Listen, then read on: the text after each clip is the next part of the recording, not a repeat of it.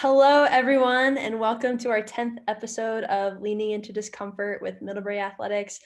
I'm so excited to be joined by three student athletes today. We are going to be diving in to some discussion around being a part of the LGBTQIA plus community here in Middlebury Athletics and the broader Middlebury community. Just to kick things off, my name is Katie Ritter. I identify as gay. I use she, her pronouns, and I am the assistant lacrosse coach here at Middlebury. I graduated here in 2015, so also a proud alum. And I will kick it over to Anna to introduce herself. Hello, my name is Anna. I am a senior Feb here at Middlebury. I'm on the women's soccer team. My pronouns are she, her, hers, and I identify as lesbian and queer. And I'm really excited to be a part of this discussion. Hi, I'm Kevin. I'm a senior on the men's swim and dive team, and I identify as gay. Hi, my name is Maddie. I identify as gay. I use she, her pronouns, and I am on the Nordic ski team here. Thank you all. So I'd like to kick off and just hear about everyone's experience and journey through discovering this part of your identity. I mean, I just before we kick things off, I'd like to just recognize that you're speaking for Anna, Kevin, and Maddie as your own identities and not on behalf of a whole community, but I think really important to dive in to hear your stories and experiences, not before Middlebury Athletics and then being in Middlebury Athletics and a student athlete here. So I am a junior here at Middlebury, but I actually transferred from University of New Hampshire, where I spent my freshman year. And so as a result of that, I've kind of come out twice in my college experience. My time at UNH was kind of special because we started the year off with an inclusivity meeting with all the student athletes, and that kind of gave me a chance to come out to the student body, which was the first time that I had come out publicly, which was pretty empowering. And there's nothing like that here at Middlebury, but I did, in some sense of the word, come out to my friends and teammates just in informing them that I don't necessarily hook up with guys at parties or whatever. And so that was kind of how that transition occurred here. Yeah, so I came out in high school previous to coming to Middlebury, and it was being gay and also my love of swimming was definitely at the forefront of my mind when I was going on recruiting trips and choosing schools. And coming to Middlebury, my host was gay. There were gay members of the team. So when I ended up coming as a student, rather than just on my overnight visit, which I'm sure people deduced by then, that I was gay if I hadn't explicitly told them. I never really felt, though, once I came as a student that I needed to explicitly say anything. People seemed very open and honest about their sexualities when I was being introduced to them. So that very much made me feel like I could do the same. My experience is a little bit different from Maddie's and Kevin's. So I came out my sophomore year here at Middlebury, so second year.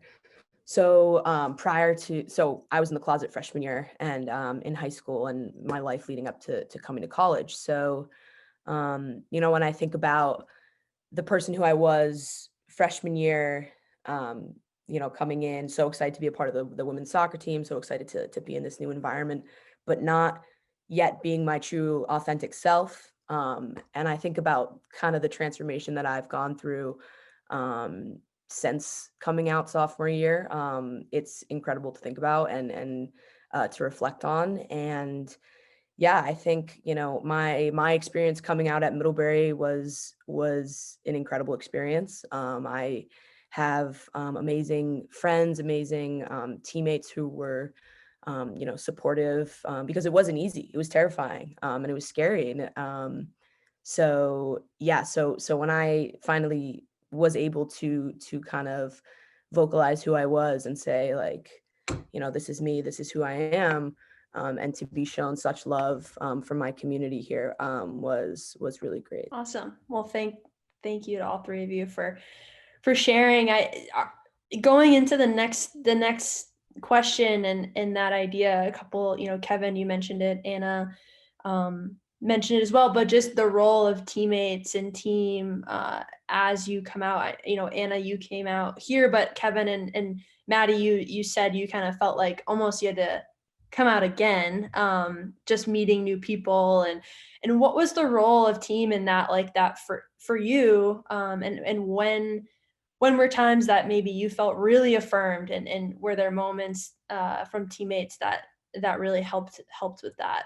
So my teammates have always been pretty integral in helping me feel accepted ever since I came out, and that's only continued at Middlebury. My team has been really quite awesome when it comes to my sexuality and my sexual orientation. I feel really comfortable expressing myself, and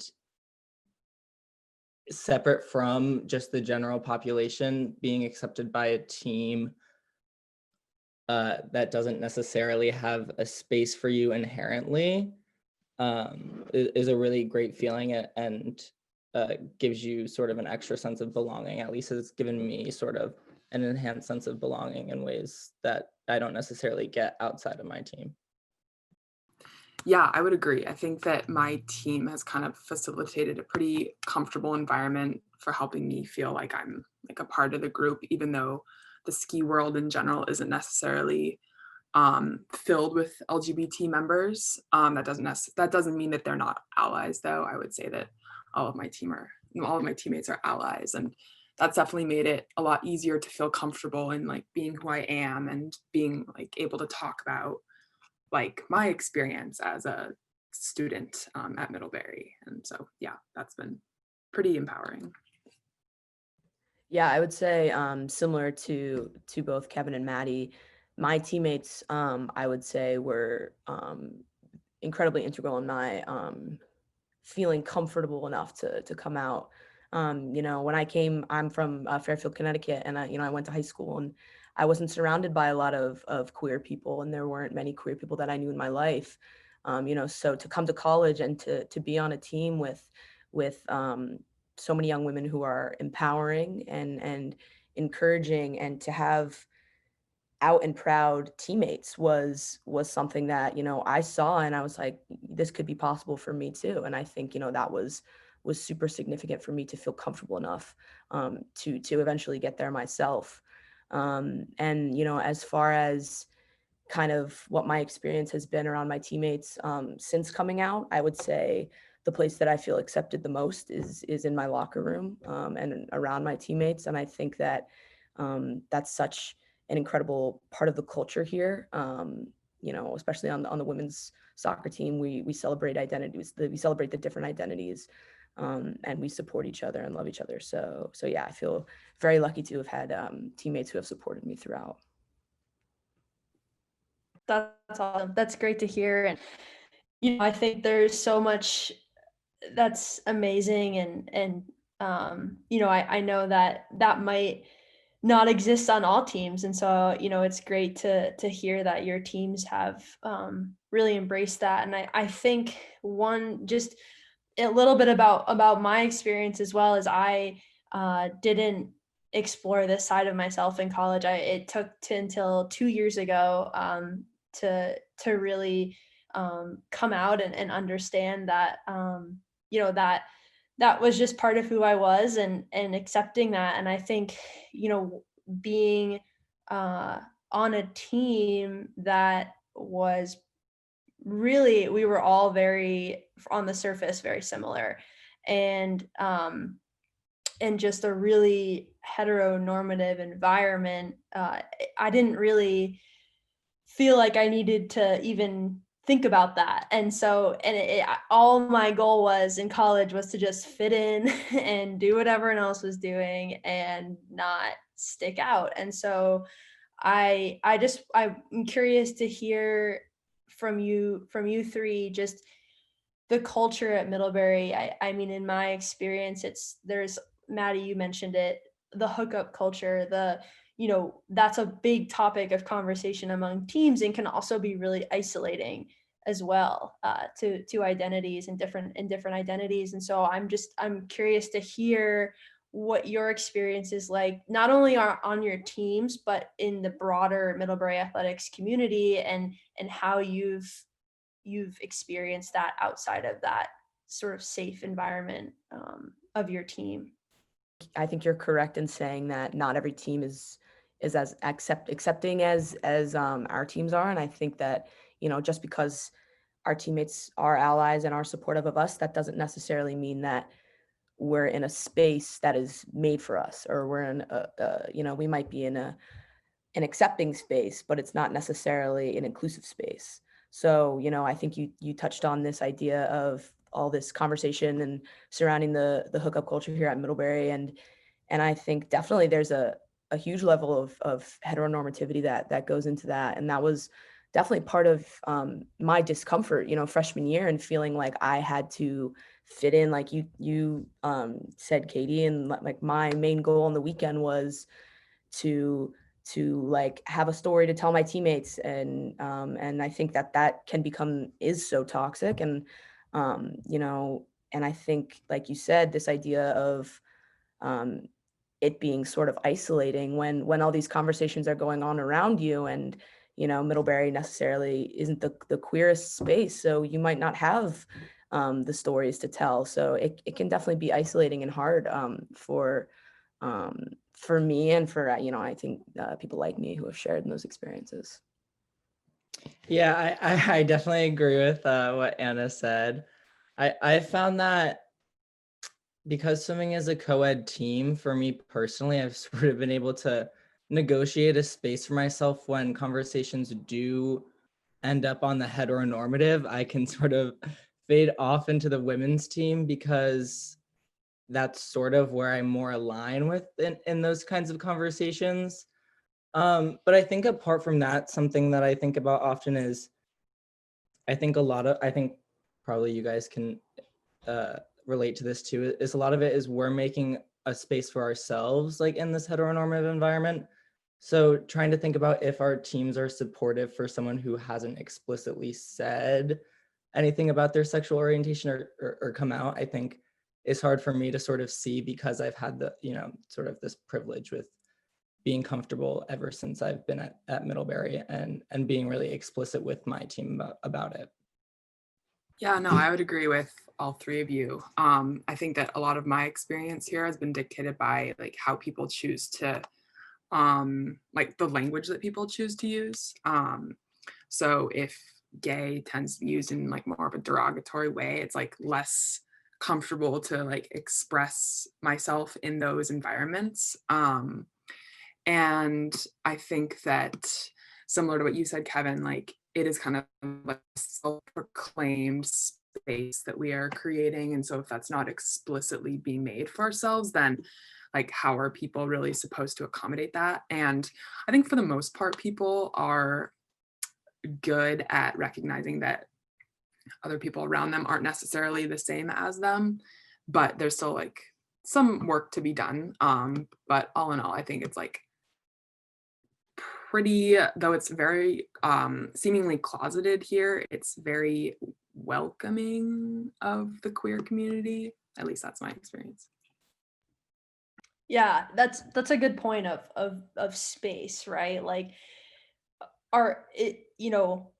is it solely your responsibility to kind of carve out that space on teams, or where does it fall on teams to actively create that space, whether or not there's someone in the room? And I think that's, it's as in reflecting in my own experience, just because I didn't identify as gay in college, and had friends, that were like, I don't know how much I reflected on my own behavior and how I could have potentially created more space in my conversations, and who I talked to, and the topics covered, like the Saturday night stories, right? Like that is I just reflect, and that was such a topic of conversation always. And so finding more creative ways to get to know people and have conversations and be really intentional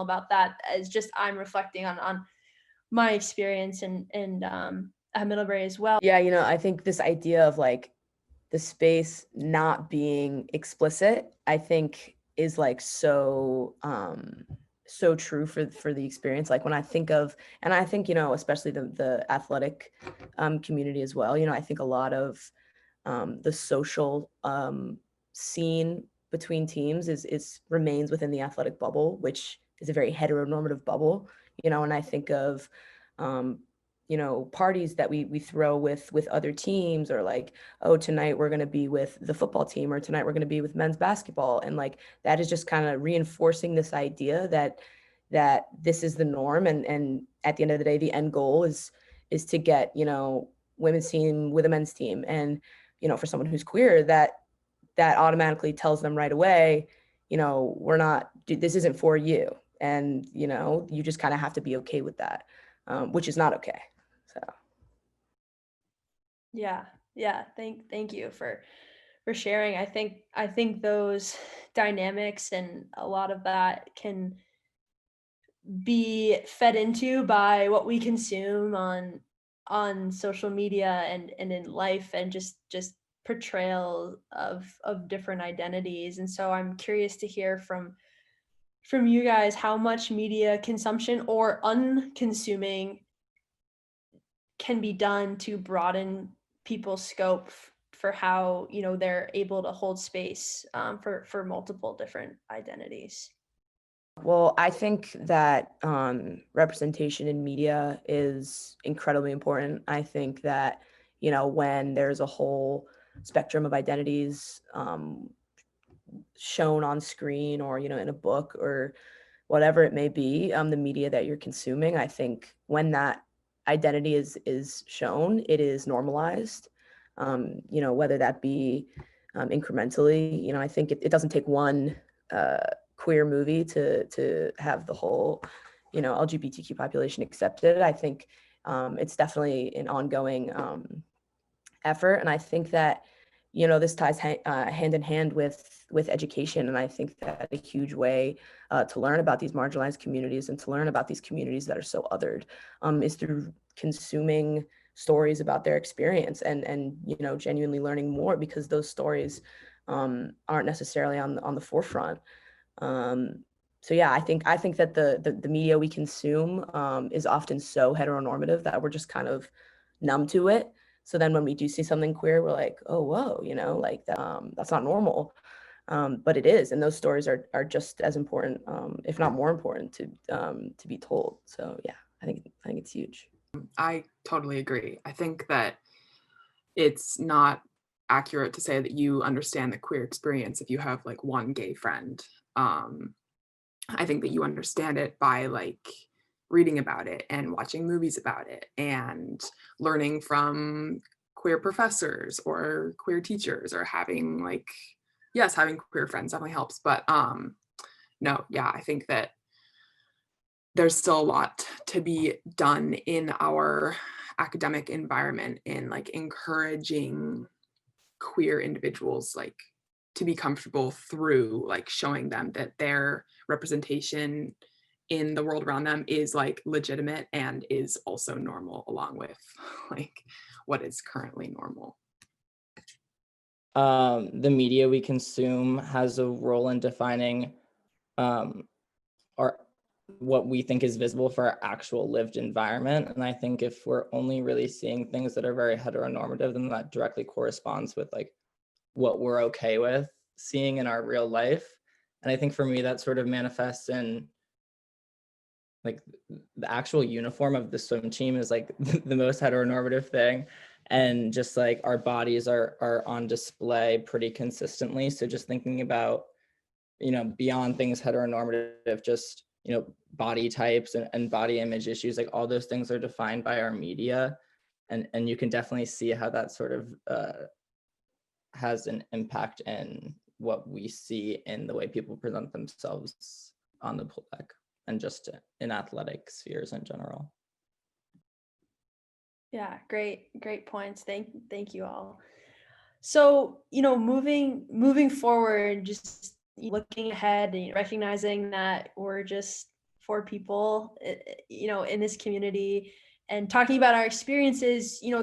There's so many different identities in this community, and I feel like this is a great starting point for where we can go as a department, as a community, and continue to have these conversations. There's just the identities. There's asexual, bisexual, trans. There's so many different lived experiences, like you were talking about, Anna, to to learn from and understand, and so, or try to. And so,